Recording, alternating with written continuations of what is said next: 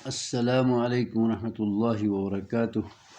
محترم سامعین، خواتین و حضرات، اجالا چاندنی امید اسلامک چینل سے میں آپ کی خدمت میں ویڈیو لے کر حاضر ہوا ہوں۔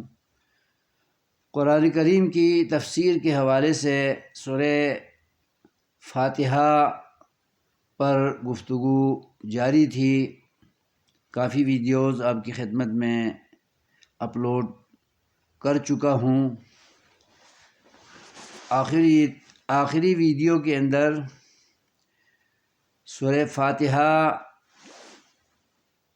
کی آیات میں موجود مختلف کلمات اور الفاظ کی صرفی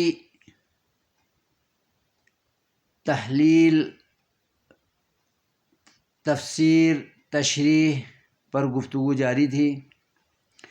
اس ویڈیو میں یہ بیان کرنا چاہتا ہوں کہ اللہ تبارک و تعالیٰ نے الحمدللہ رب العالمین کے اندر جو العالمین کا لفظ استعمال کیا ہے، صرفی اعتبار سے یہ جمع مذکر سالم غیر حقیقی یا اس کے ملحقات میں سے آپ کہہ سکتے ہیں۔ یہ عالم کی جمع ہے، العالمین، العالمون، جمع مذکر سالم کے وزن پر اسے جمع کے صیغے میں ترتیب دیا گیا ہے، اور عالم کی جمع مکسر عوالم بھی ہے اور اعلام بھی آپ کہہ سکتے ہیں۔ تو عالم کسے کہتے ہیں؟ عالم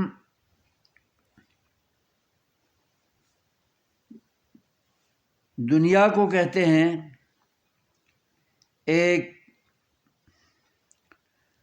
محدود یا غیر محدود ایریا کو، رقبہ کو، حدود کو بھی کہا جاتا ہے، اور مختلف مخلوقات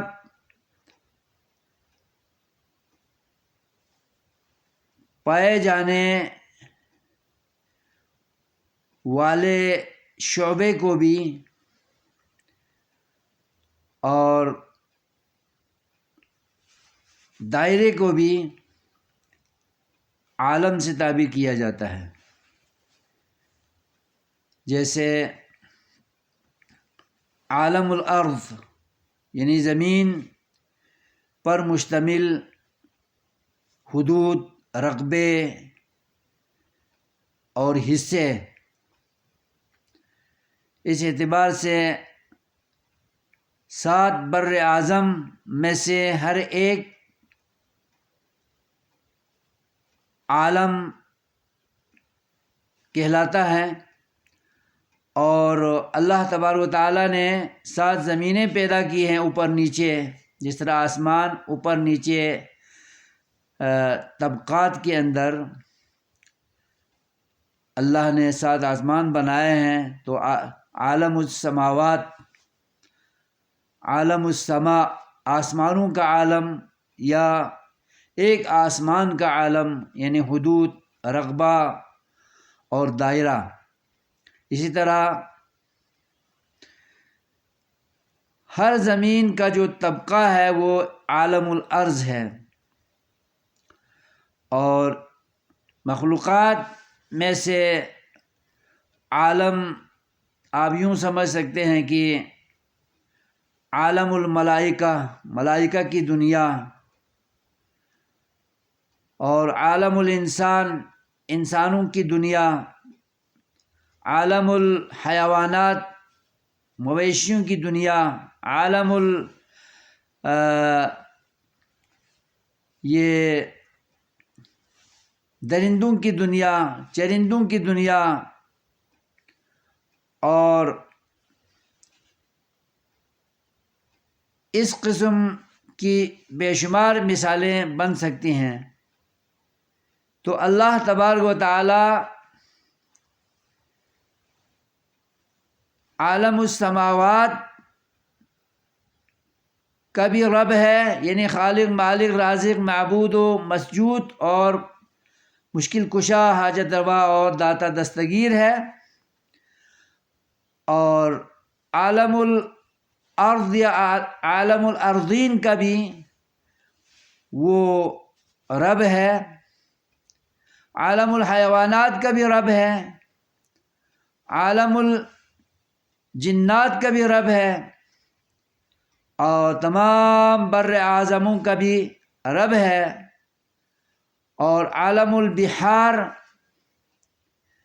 کا بھی رب ہے، عالم الصحراوات کا بھی رب ہے، صحراؤں کا، جنگلات کا، اور عالم الجبال کا بھی رب ہے۔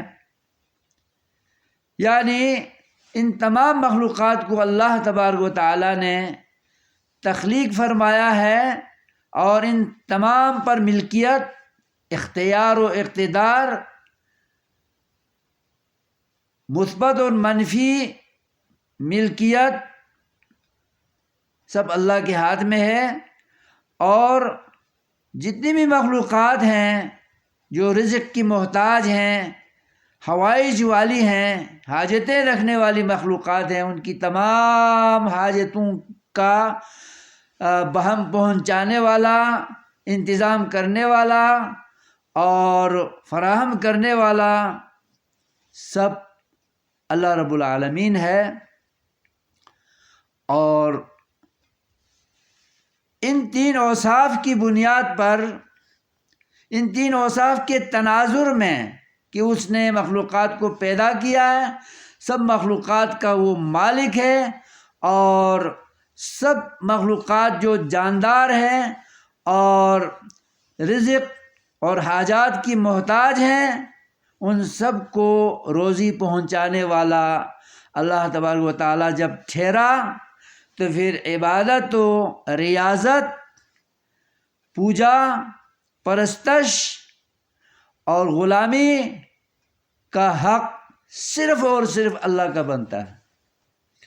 یہ الحمدللہ رب العالمین کا شرعی اسلامی اعتقادی مفہوم ہے۔ اور جب توحید ربوبیت کا اللہ حقدار ہے اکیلا بلا مقابلہ، تو پھر اللہ رب العالمین توحید الوہیت کا، توحید العبادہ کا بھی اکیلا متفرد حقدار ہے اور وحدہ لا شریک ہے۔